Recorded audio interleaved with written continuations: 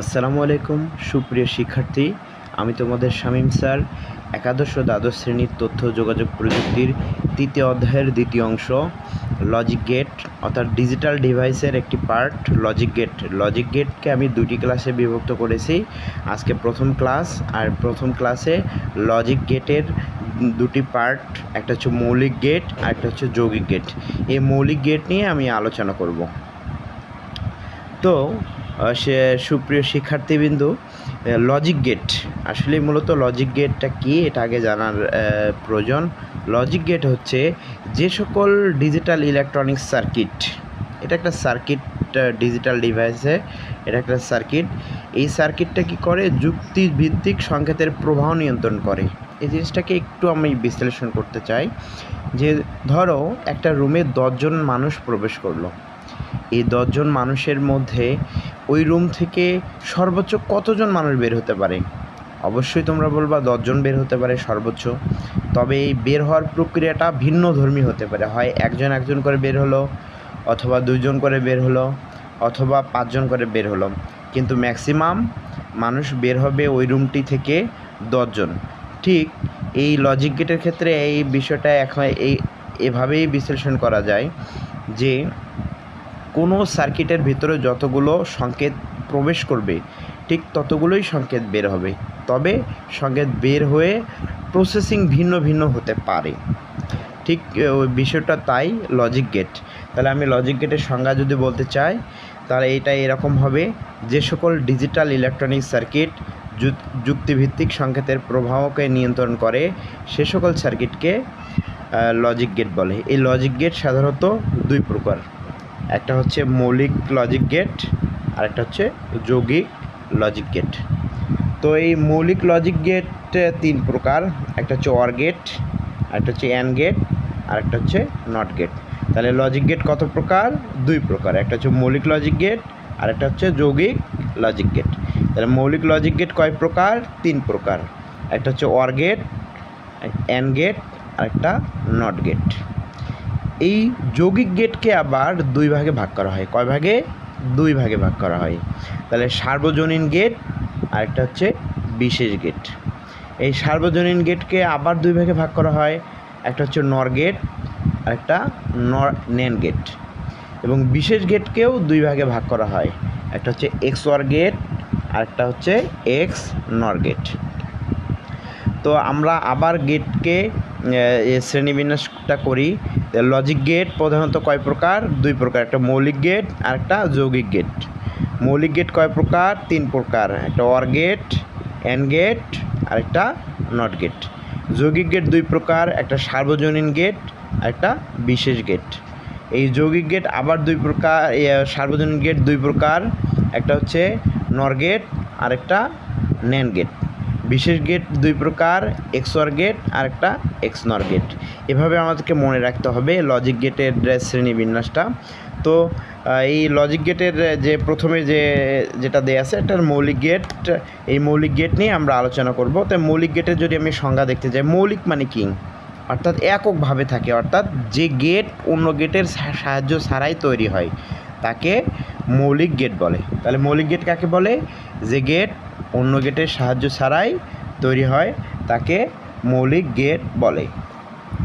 এই মৌলিক গেট আমি বলেছি 3 প্রকার, একটা হচ্ছে অর গেট, অ্যান্ড গেট আর একটা নট গেট। আমরা চিত্রগুলো একটু দেখি। এই অর গেটের চিত্রটা এরকম। তাহলে আমি যদি অর গেটের এই এ আর যে বি মানটা, এই দুটো মানকে আমরা ইনপুট ধরবো আর ওয়াইটাকে আউটপুট ধরবো। তাহলে অর গেট হচ্ছে যোগের মতো একটা গেট, অর্থাৎ যোগ যেভাবে করা হয় ঠিক এই বিষয়টা এরকম। তাহলে আমি যদি ইনপুট আউটপুটের মান বের করতে চাই, তাহলে ইনপুটকে কী করতে হবে? যোগ করতে হবে। তাহলে ওয়াইয়ের মান এ প্লাস বি, এটা যোগের মতো গেট। তাহলে এই অর গেটের ক্ষেত্রে কি হবে? ইনপুটের মান 1 হলেই আউটপুটের মান 1 হবে। অর্থাৎ এই অর গেটে যদি একটা 1 থাকে তাহলে আউটপুটের মান আসবে কত? 1 আসবে। অ্যান্ড গেট এটা হচ্ছে গুণের মতো, অর্থাৎ গুণ যেভাবে করা হয় এই গেটের মানগুলো ওইভাবে নিয়ন্ত্রিত হয়। আমি এটা ইংরেজি অক্ষর ডির মতো এই গেটটা দেখতে। এই দুটা এ আর বি হলে ইনপুট আর ওয়াইটা হচ্ছে আউটপুট। তাহলে ওয়াইয়ের মান কী হবে, গুণের মতো যেহেতু বলেছি তাহলে এ আর বি হবে, অর্থাৎ এ ইন্টু বি। তাহলে এক্ষেত্রে আমাদেরকে মনে রাখতে হবে যে অ্যান্ড গেটটা কাকে বলে বা এটা চিনব কীভাবে, যে অ্যান্ড গেটের ইনপুটের মান যদি জিরো হয়, যে কোনো একটা ইনপুটের মান জিরো হলে আউটপুটের মান জিরো হবে। তাহলে আমরা ওয়ার গেটে আমরা কী দেখেছি, ইনপুটের মান 1 হলে আউটপুটের মান 1 হতো, আর অ্যান্ড গেটের বিপরীত, ইনপুটের মান 0 হলে আউটপুটের মান কী হবে, 0 হবে। ঠিক এই নট গেটের ক্ষেত্রেও আমরা এই বিষয়টা দেখব। নট গেট হচ্ছে বিপরীত গেট। নট গেট কি, বিপরীত গেট, অর্থাৎ ইনপুটের মান হলে এ আর ওয়াই, আউটপুটের মান Y equal to A naught. এই যে এই চিহ্নটার নাম হলো নট। এটাকে এই চিহ্ন দ্বারা যে কোনো মানের বিপরীত মান, অর্থাৎ ইনপুট যা মানা হবে আউটপুট তার বিপরীত মান আসবে, যে কারণে আমরা এই গেটটাকে বলবো বিপরীত গেট। তাহলে সেক্ষেত্রে আমরা বলি যদি আমি ইনপুট 0 দেই তাহলে আউটপুটের মান 1 আসবে, আবার যদি ইনপুট 1 দেই আউটপুটের মান আসবে 0। এই হচ্ছে মূলত নট গেট। তাহলে আমরা মৌলিক গেট 3টা দেখব। একটা ওয়ার গেট, এটা কার মতো, যোগের মতো। ইনপুট কেমন হবে, ইনপুট 1 হলে আউটপুটের মান 1 হবে। আর চিত্রটা এটা মনে রাখতে হবে, একটু প্র্যাকটিস করতে হবে। আর অ্যান্ড গেট হচ্ছে কি, গুণের মতো, অর্থাৎ ইনপুট যদি 0 হয় আউটপুটের মান 0 হতে, যেমন আমি যদি গুণনের ক্ষেত্রে যে কোনো একটা মানকে 0 দ্বারা গুণ করলে 0 হয়, ঠিক এইখানেও একই অবস্থা। তো ইনপুটের যে কোনো একটা মান যদি 0 হয় আউটপুটের মান 0 হবে। আর নট গেট হচ্ছে বিপরীত গেট, অর্থাৎ ইনপুট যা থাকবে আউটপুটের মান তার বিপরীত হবে। এটা 0 থাকলে 1 হবে আর 1 থাকলে 0 হবে। আমরা এখন সত্যক সারণীর সাহায্যে এই গেটগুলোকে এখন বিশ্লেষণ করব। প্রথমে চলে আসি হচ্ছে ওয়ার গেটের ক্ষেত্রে। তাহলে ওয়ার গেটের ইনপুট আর এটা হলো আউটপুট, আর ইনপুটের মান হলে এ আর বি, আর আউটপুটের মান হবে এ প্লাস বি। তাহলে ইনপুটের ঘরে এ আর বি, এখানে 0 0 0 1 1 0 1 1, এগুলো খুবই সহজ। যদি আমি 0 0 নেই, অর্থাৎ যেহেতু ইনপুট আমরা দুটা ধরেছি, কটা ইনপুট ধরেছি, দুটা ধরেছি, তাহলে ইনপুট দুটো ধরে অবশ্যই 2 বিটে এটা কনভার্ট করতে হবে। এটা হচ্ছে বাইনারি মান। আমরা আসলে মূলত ডিজিটাল ডিভাইস শুরুর প্রথমেই আমাদেরকে একটা বিষয় জানতে হয়েছিল বা আমরা হবে জানতে, যে এই ডিজিটাল ডিভাইসে শুধু 0 এবং 1 দ্বারাই অঙ্কগুলো করা হয়। যত অঙ্ক করব, যত গেট করব, যাই করি না কেন 0 এবং 1 ইউজ করব। তাহলে 0 1, 0 আর 1 হচ্ছে আমরা এর আগে সংখ্যা পদ্ধতিতে জেনেছি, বাইনারি সংখ্যা আসলে মূলত 0 এবং 1। ঠিক এই যে 0 যেহেতু 2 বিট, তাহলে 0-র বাইনারি মান হচ্ছে 0, 2 বিটের জন্য আমরা দুটা 0 দিয়েছি। আর 1-এর বাইনারি মান 1-এ হয়, 2 বিটের জন্য হচ্ছে 0 1 দিয়েছি। এখানে 1 0 দিলে তো মান বেশি হয়ে যাবে, তাহলে এই 1-এর সামনে 0 দেওয়া হয়েছে। 2-এর বাইনারি হচ্ছে 10, 2-এর বাইনারি 10। আমরা জানি যে যদি আমি 2-কে 2 দ্বারা ভাগ করি, 2-কে 2 থাকে 0, আবার 2-কে যদি ভাগ করি এটা 0 1, তাহলে মান আসতেছে কোনটা, 1 0। তাহলে 2-এর বাইনারি হচ্ছে 10, আমরা এই 10 লিখেছি। আর 3-এর বাইনারি হলে 11। ঠিক সেম এইভাবে আমরা করব।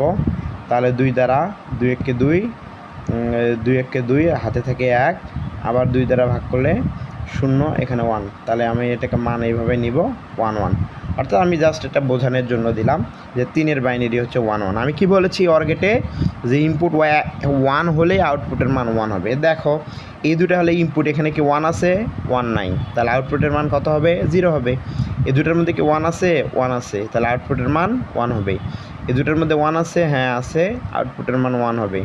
এই দুটোতে 1 আছে, অবশ্যই 1 আছে, আউটপুটের মান 1 হবে। এই ক্ষেত্রে আমি বলে নিই, বুলিয়ান অ্যালজেব্রা এখানে বলা আছে যে একসঙ্গে একই মান অনেকগুলো থাকলে এদের যোগফল একটাই হবে। অর্থাৎ আমি যদি এখানে 3টা একও লিখি, 1 যোগ 1 যোগ 1 লিখি, তাহলে সেক্ষেত্রে মান হচ্ছে 1 হবে। অর্থাৎ এক্ষেত্রে ইনপুট যদি একই হয় আউটপুটের মান 1 হবে।